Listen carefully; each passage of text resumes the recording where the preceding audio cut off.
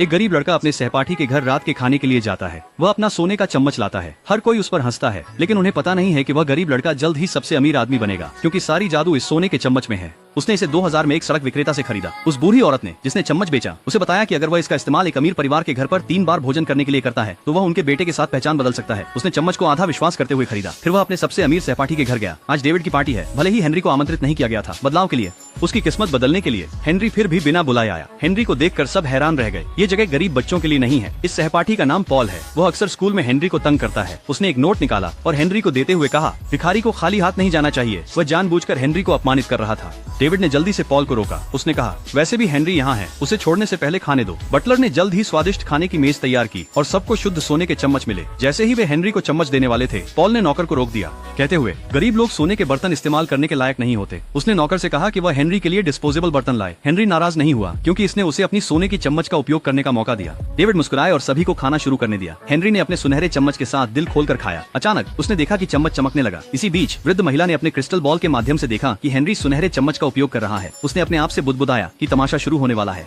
David के घर फिर से खाने के लिए हेनरी जानबूझकर उसके करीब आ गया। उसकी मदद करने के लिए संपत्ति प्रबंधन रिपोर्ट लिखी। उस रात डेविड ने रिपोर्ट अपने पिता को दिखाई। उसके पिता ने पढ़ने के बाद बहुत संतोष व्यक्त किया और कहा कि उनका बेटा बहुत सुधार कर गया है। उस रात हेनरी रिपोर्ट डेविड के घर लेकर आया और कहा कि उसे भूख लगी है। पूछा कि क्या वह उसके घर पर कुछ इंस्टेंट नूडल्स खा सकता है। डेविड ने सीधा कई व्यंजन तैयार करवाए। हेनरी ने अपना चम्मच फिर से निकाला। जैसे ही वह खाने वाला था, डेविड का पिता आए। उन्होंने हेनरी को देखकर आश्चर्य किया और उनके सामने डेविड से कहा कि गरीब लोगों से दोस्ती करना समय की बर्बादी है। अपने पिता के लेक्चर का सामना करते हुए डेविड ने अवज्ञा करने की हिम्मत नहीं की। फिर हेनरी का सामान पैक करने में मदद की और उसे विदा किया, लेकिन हेनरी हार मानने को तैयार नहीं था। जैसे ही नौकर खाना फेंकने जा रहा था, वह फिर से दौड़कर आया। भूखे भेड़िए की तरह उसने सुनहरे चम्मच से खाना खा लिया। पहले वह खत्म कर पाता। डेविड के पिता फिर आ गए। हेनरी बहुत शर्मिंदा हुआ, फिर जल्दी से जाने की कोशिश करने लगा, लेकिन वह अपनी सुनहरी चम्मच लेना भूल गया। डेविड की माँ ने चम्मच को घृणा से उठाया और हेनरी को दे दिया और उसे कहा कि वह यहाँ फिर कभी ना आए, क्योंकि डेविड के ऐसे भिखारी दोस्त नहीं होते। फिर हेनरी मुड़ा और चला गया। दोनों में से कोई नहीं जानता था कि हेनरी जल्द ही फिर दिखाई देगा।